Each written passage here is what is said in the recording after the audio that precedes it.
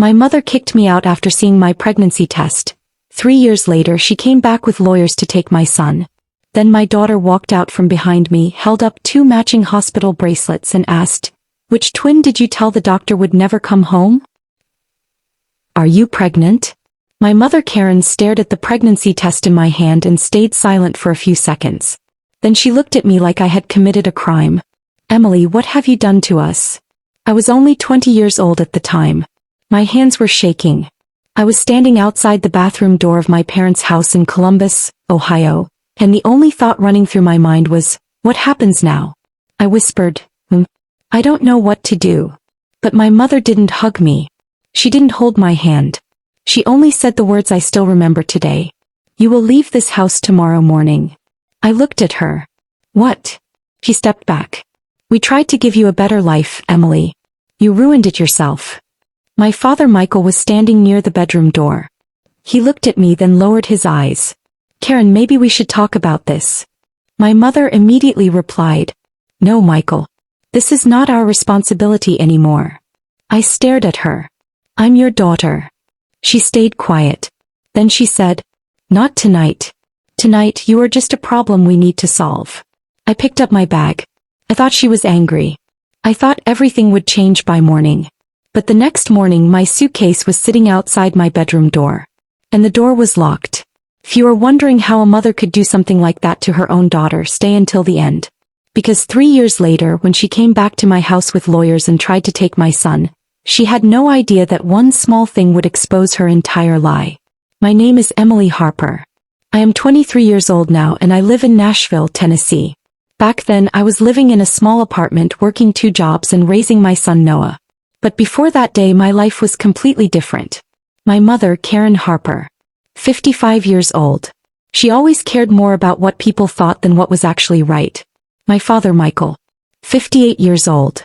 He had a kind heart, but when things became difficult he stayed silent. My older sister Jessica, 26 years old.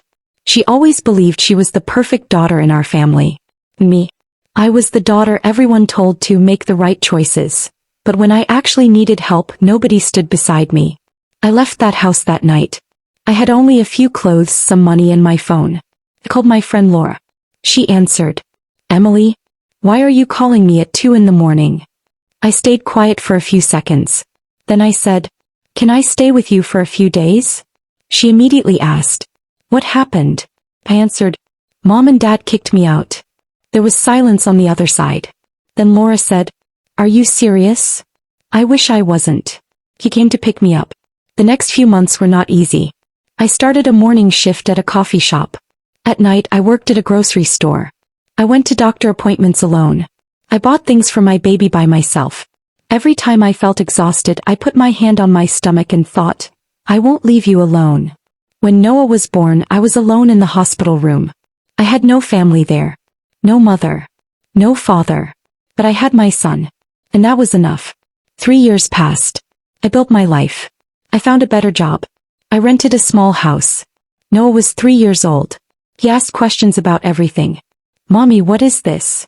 Mommy, why is the sky blue? Mommy, where is Dad?" I never had a good answer for that last question. Because Noah's father, Andrew, had disappeared from our lives before he was born. Then one day someone knocked hard on my door. I opened it. My mother was standing there. A man in a suit stood beside her. And a woman holding a folder stood behind them. I stared at her. "Mom." She stepped forward. I blocked the entrance. "What are you doing here?" She said coldly. "We need to talk." I laughed. "After 3 years?" She didn't answer. The lawyer introduced himself. "Ms. Harper, we are here regarding legal custody of the child." I stared at him. "What?" My mother said, "You're young. Your life is not stable yet." I looked at her. "You forgot I was your daughter 3 years ago. Now you remember." Her expression hardened. "We want what is best for Noah." I replied, "No. You want what is best for yourself." At that moment Noah walked out of the room. He stood behind me. His small hand grabbed my shirt. My mother looked at him. Then she quietly said, "He is our family." I answered, "No. He is my son." The lawyer opened the folder. "We believe that for the child's future." I interrupted him. You didn't see him for 3 years. And now suddenly you care about his future. My mother said, Emily, don't be difficult. I looked at her. Difficult. I laughed.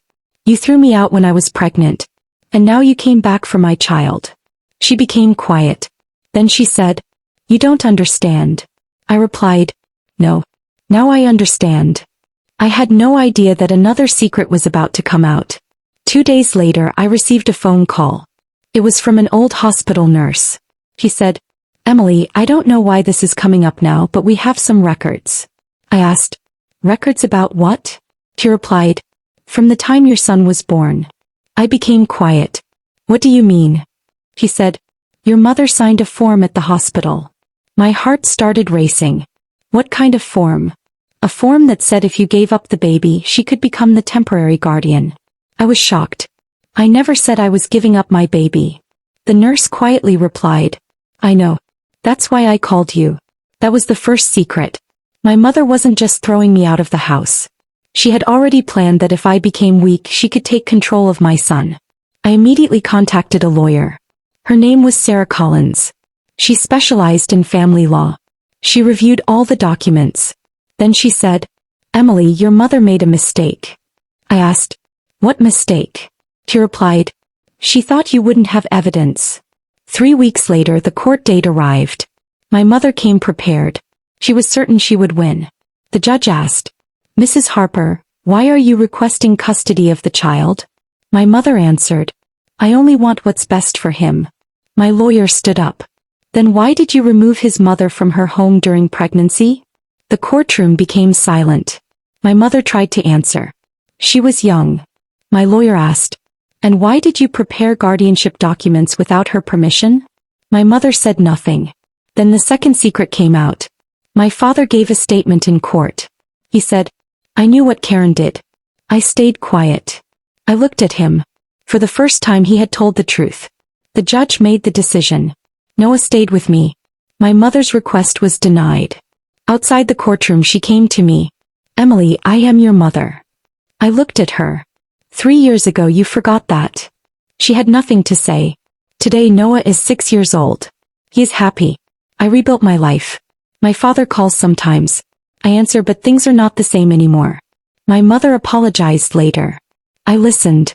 But forgiveness and trust are not the same thing. Sometimes people think the person they abandoned will come back weak. But they forget that time changes people. 3 years ago my mother sent me away with one suitcase. 3 years later she stood at my door trying to take my son. But this time I didn't just have a suitcase. I had the truth. If you think Emily made the right decision for her son, please like this story, subscribe to the channel, and tell us in the comments what you would have done if you were in her situation. Your support means a lot to us.